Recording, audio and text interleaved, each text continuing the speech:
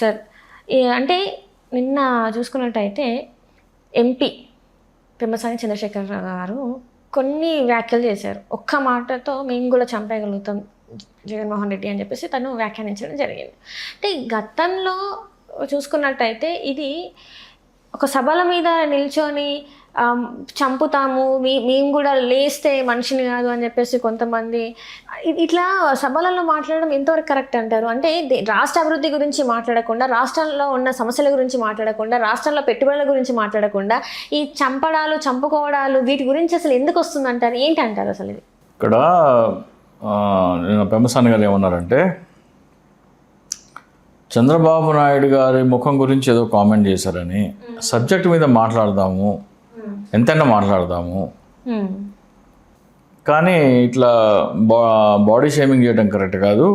నేను కూడా జగన్మోహన్ రెడ్డి గారిని తలుచుకుంటే ఒకే ఒక మాట అంటే, జగన్మోహన్ రెడ్డి గారు అంటే సిగ్గుతో చచ్చిపోవాలి, అంటే చంపేస్తామని అంటే ఆ మీనింగ్ కాదు, సిగ్గుతో చచ్చిపోవాలి అన్నట్టు మాట్లాడారు. మరి ఆ మాట ఏంటో మనకు తెలియదు. కానీ సబ్జెక్టు మీద జగన్మోహన్ రెడ్డి గారు ప్రతిసారి డేటా గురించి సబ్జెక్టు మీదే కదా మాట్లాడేది. జగన్మోహన్ రెడ్డి గారు మాట్లాడేదే సబ్జెక్టు మీద.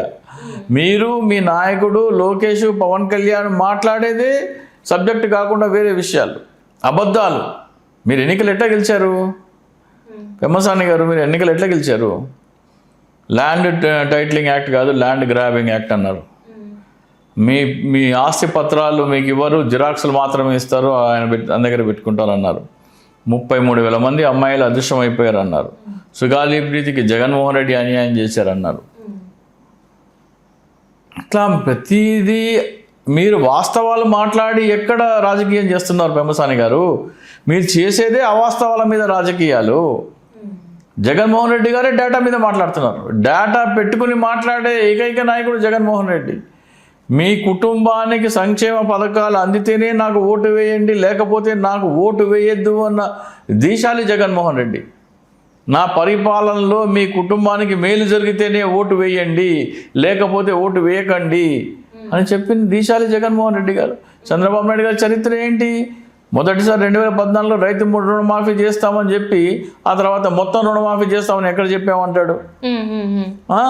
మళ్ళీ ప్రతి వాలంటీర్లను మేము తొలగించము అని చెప్పి 5,000 కాదు 10,000 ఇస్తామని చెప్పి ఎగనామం పెట్టినారు. మీ చరిత్ర మొత్తము డేటా తీసుకుని మాట్లాడితే మీరు రాజకీయాల్లో కాదు, మిమ్మల్ని పాతాళంలో పాతేయాలి పెమ్మసాని గారు. సబ్జెక్టు తీసుకొని మాట్లాడితే మిమ్మల్ని పాతాళంలో పాతేయాలి. అమరావతి తీసుకోండి, అమరావతి ల్యాండ్ పూలింగ్ యాక్ట్ 5 లక్షల కోట్ల దోపిడీ, రండి పెమ్మసాని గారు మాట్లాడదాం. నేను ఛాలెంజ్ చేస్తున్న పెమ్మసాని చంద్రశేఖర్ గారిని. ల్యాండ్ పూలింగ్ యాక్ట్ అనేది ప్రభుత్వ ఖజానాన్ని దోచి ప్రైవేటు వ్యక్తులకి పంచిపెట్టే చట్టము. ఇందులో 5 లక్షల కోట్ల అవినీతి ఉంది. పెమ్మసాని చంద్రశేఖర్, రండి డిబేట్ చేద్దాం. కమాన్, ఐ ఛాలెంజ్ యూ. సబ్జెక్ట్ మీద మాట్లాడదామన్నారు కదా. 5 కోట్ల మందికి చెందాల్సిన ప్రజల ఆస్తిని దోచి రియల్ ఎస్టేట్ వ్యాపారుల కోసం దోచిపెట్టే చట్టం.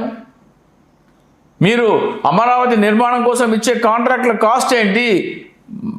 తెలంగాణ సెక్రటేరియట్కి ఎంత ఖర్చు అయింది కట్టడానికి పర్ ఎస్ఎఫ్టీ? మీరు ఇచ్చేది ఎంత? మీ రోడ్ కన్స్ట్రక్షన్కి ఎంత అవుతుంది?